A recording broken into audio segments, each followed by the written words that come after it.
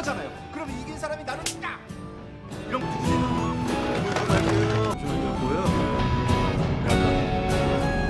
Hai Cinesider, balik lagi di Cineside. Di sini gue bakal ceritain alur cerita series biar kalian gak usah capek-capek untuk nontonin semua episodenya. Dan kali ini gue bakal ceritain alur cerita series dari Squid Game season kedua. Harapannya konten ini bisa jadi pengingat sekaligus persiapan buat kalian sebelum season 3 tayang di bulan Juni nanti. Kalau kalian belum sempat nonton season satunya, kalian bisa nonton dulu lewat link yang gue udah cantumin di atas. Setelah itu, balik lagi ke video ini buat lanjut ke season 2-nya. Tapi kalau kalian udah pernah nonton season satunya, langsung lanjut aja video ini. Oke, seri Squid Game ini berasal dari Korea Selatan yang ditulis oleh Hwang Dong-hyuk dan tayang pertama kali 26 Desember 2024 untuk season keduanya. Beberapa aktor yang ada di series ini diantaranya Lee Jung-jae, Wi Ha-jun, Lee Byung-hun, Park Hyo-young, Kang Han-yul, dan lainnya. Di season sebelumnya, permainan mematikan Squid Game memperlihatkan bagaimana 456 peserta mempertaruhkan nyawa mereka demi hadiah besar. Setelah melewati berbagai tantangan, Gi-hun berhasil keluar sebagai satu-satunya pemenang. Tetapi, kemenangan itu tidak membawa kebahagiaan untuk Gi-hun.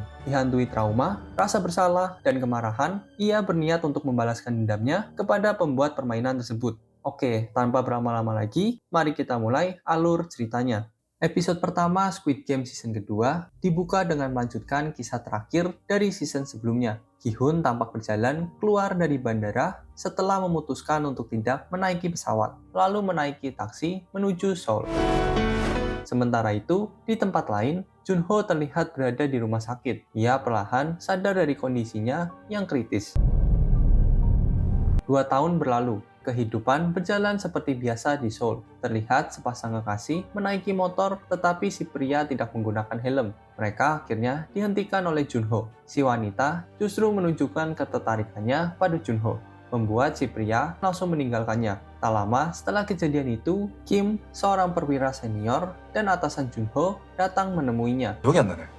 Kim dan Junho kemudian makan bersama. Kim mencoba meyakinkan Junho untuk kembali ke reserse kriminal, tetapi Junho menolaknya. Alasan Junho keluar dari reserse kriminal adalah karena kekecewaannya. Tidak ada yang mempercayai ceritanya tentang Squid Game. Saat Kim bertanya apakah Junho masih ingat siapa yang menembaknya, Junho memilih untuk merahasiakan. Setibanya di kantor polisi, Junho kembali mengingat kejadian terakhir yang dialaminya bersama kakaknya. Di tempat lain, terlihat sepasang kekasih, si pria mencoba mengetuk pintu untuk memastikan apakah motel tersebut buka atau tidak. 너무 꿀인데? Ternyata motel tersebut ditempati oleh Gi-hun. Tiba-tiba, bel kamarnya berbunyi.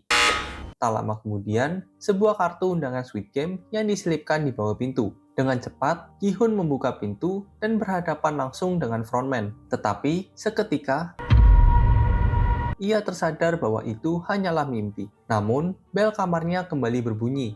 Tamunya adalah Kim, seseorang yang pernah menagih hutang pada Gi-hun di season sebelumnya, dan kini bekerja bersama dengan Gi-hun. Gi-hun meminta Kim untuk memperluas pencarian dan melakukan investigasi secara bersamaan di berbagai tempat, sebelum mereka harus menunggu 1 tahun lagi. 참가자를 모으고 있어. 알았어.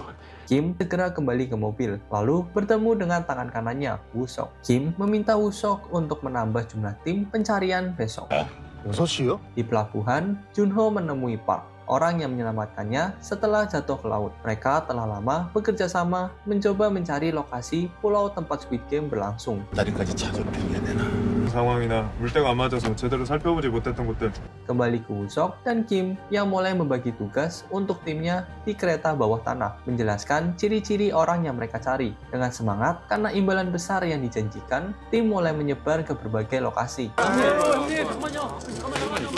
5억의 보너스가 지급됩니다.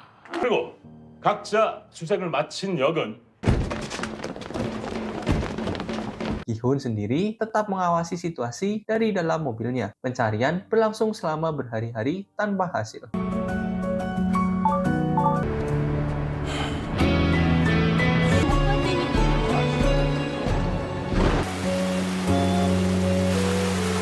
Kembali ke Junho dan Park yang masih berkelana mencari pulau tempat permainan Squid Game dilaksanakan. Tetapi upayanya masih belum membuahkan hasil. Hari demi hari berlalu dan mereka masih terus mencari. Junho pun mulai ragu dan berpikir untuk menghentikan pencariannya. Hingga tanpa sadar mereka sudah kembali ke daratan. 하는 섬은 둘째로 치고 황 형사가 총 맞고 떨이. 은혜는 무슨 같이 오징어나 잡자. 하면서 이야기하지. 저기 한국. Di tengah pencarian, Kim dan Woo-sok yang sedang beristirahat tiba-tiba mendengar suara Dadakji yang dilempar ke lantai. Mereka pun melihat ke arah suara tersebut dan terkejut menemukan pria misterius yang mereka cari. Tanpa membuang waktu, mereka segera menghubungi Gi-hun. 명함 주고 있어. 알았어. 계속 연락할게. Sementara itu, pria yang menerima kartu undangan tersebut bernama Byung-gi. Saat itu, ia menerima panggilan dari pasangannya, Jun-hee, yang terlihat berada di rumah sakit kandungan, memegang kartu undangan yang sama. Di sebuah toko roti, pria misterius yang akan kita panggil sebagai Gong terlihat membeli banyak sekali roti. Setelah itu, ia membeli beberapa kartu kosong. Sementara itu, Woo-sok dan Kim masih terus mengikutinya dari kejauhan. 지금 가는 중입니다. 먼저 접근하지 말고. Setelah selesai berbelanja, Gong melanjutkan perjalanannya ke sebuah taman yang cukup ramai. Di taman, Gong mulai berinteraksi dengan para gelandangan yang ada di sana. Ia menawarkan pilihan antara sepotong roti atau kartu kosong. Menariknya, sebagian besar dari mereka justru memilih kartu kosong dibandingkan roti. 빵이시네요. 글쎄요. 좋은 놈 같기도 하고 좀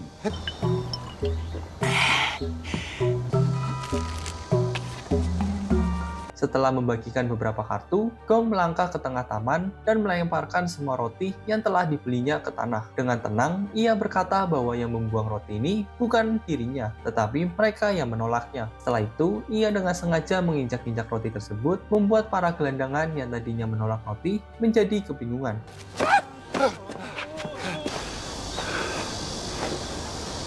Sementara itu, Gi-hun yang sedang buru-buru menuju lokasi Kim dan Woo-sok justru harus menghadapi kendala karena melaju dengan kecepatan tinggi, ia jadinya dicegat oleh polisi. Di tempat lain, Kim dan Woo-sok masih berusaha mengejar Gong yang kini telah masuk ke dalam sebuah taksi. Mereka kembali menghubungi Gi-hun dan menanyakan apakah ia masih lama atau tidak. Setelah mendapatkan tilang, Gi-hun langsung menancap gas. Junho yang melihat hal ini merasa bingung karena proses penilangannya begitu cepat. Saat Junho akhirnya melihat identitas Gi-hun, ia terlihat terkejut. Kembali ke Kim dan Woo-sok, mereka masih terus berusaha mengikuti taksi yang membawa Gong. Namun, Kim mulai merasa bahwa jika mereka hanya membuntuti, mereka pasti akan kehilangannya. Namun, saat mereka mengejar dan mencoba menangkap Gong, mereka justru terpojokkan dan berakhir dihajar oleh Gong. Sementara itu, Gi-hun akhirnya tiba di lokasi di mana sebelumnya Kim dan Woo-sok terakhir mengejar Gong. Ia mulai berjalan di sekitar area tersebut dan menemukan pisau milik Woo-sok. Tanpa disadarinya, Gong ternyata sedang mengamatinya dari atas sebuah bangunan. Junho yang telah melacak mobil Gi-hun langsung meminta alamat lengkap dari perusahaan tersebut. Kim dan Woo-sok kini berada dalam situasi berbahaya. Mereka telah disekap oleh Gong di sebuah ruangan yang gelap. Ia mengajak Kim dan Woo-sok untuk bermain gunting batu kertas. Gong mengeluarkan sebuah pistol berisi 1 peluru, menjelaskan bahwa setiap orang yang kalah akan ditembak dengan pistol secara acak seperti dalam permainan Russian Roulette. Woo-sok yang merasa curiga menolak untuk ikut bermain, tetapi Gong langsung mendiskualifikasi dirinya dan langsung menarik pelatuk pistol tersebut. Beruntung, kali ini pistol tidak tertembak. Giliran berikutnya, Kim kalah, tetapi ia juga masih selamat. Begitu seterusnya, permainan berjalan dengan ketegangan yang semakin meningkat karena pistol tetap tidak tertembak. Sampai akhirnya, Gong mulai bosan dan mengubah aturannya. Sekarang, ada 5 peluru di dalam pistol. Permainan berlanjut dalam ketegangan yang ekstrim. Hingga akhirnya, Woo-sok berhasil menang karena Kim yang mengalah. Sementara, Kim tertembak dan tewas di tempat. Dengan nada puas, Gong mengucapkan selamat kepada Woo-sok, menyuruhnya tetap tenang dan mengajaknya untuk berbicara lebih lanjut. Di tempat lain, Junho akhirnya tiba di perusahaan milik Gi-hun. Namun, saat ia mencoba masuk, pintunya terkunci. Tidak kehabisan akal, ia mencari cara lain untuk menyelinap ke dalam. Begitu masuk, tanya tertuju pada sebuah kartu undangan Squid Game yang tertempel di manekin dengan pakaian jas rapi. Saat ia sedang mengamati kartu tersebut, tiba-tiba terdengar suara langkah kaki. Dengan cepat, Junho bersembunyi di balik manekin. 대방역이라고 새끼야. 신대방이야. Setelah nyaris tertangkap, ia segera mencari berkas-berkas. Dalam pencariannya, ia menemukan alamat tempat tinggal Gi-hun di sebuah motel pink. Tanpa berpikir panjang, ia langsung meninggalkan tempat itu untuk mencari Gi-hun. Gi-hun kembali ke motel tempat tinggalnya. Ia merasa ada yang aneh karena lampu motelnya yang menyala. Di dalam, ia bertemu dengan Gong yang telah menunggunya di sana. Tanpa basa-basi, Gi-hun mengatakan bahwa ia ingin menyampaikan pesan langsung kepada dalang di balik permainan ini. Gong menawarkan untuk menyampaikan pesan itu, tetapi Gi-hun menolak. Ia bersikeras ingin bertemu langsung dengan atasannya dan dengan sinis menyebut Gong sebagai manusia licik. Kemudian Gi-hun pun mengatakan bahwa Gong tidak akan pernah merasakan apa yang dirasakan oleh Gi-hun. Gong mulai berbagi kisahnya. Ia mengungkapkan bahwa dulunya ia adalah salah satu petugas baju pink yang bekerja sama dalam permainan Squid Game. Hingga suatu hari, ia terpaksa menembak ayahnya sendiri. Setelah kejadian itu, membuat Gong merasa bahwa dia sangat cocok dengan pekerjaannya ini.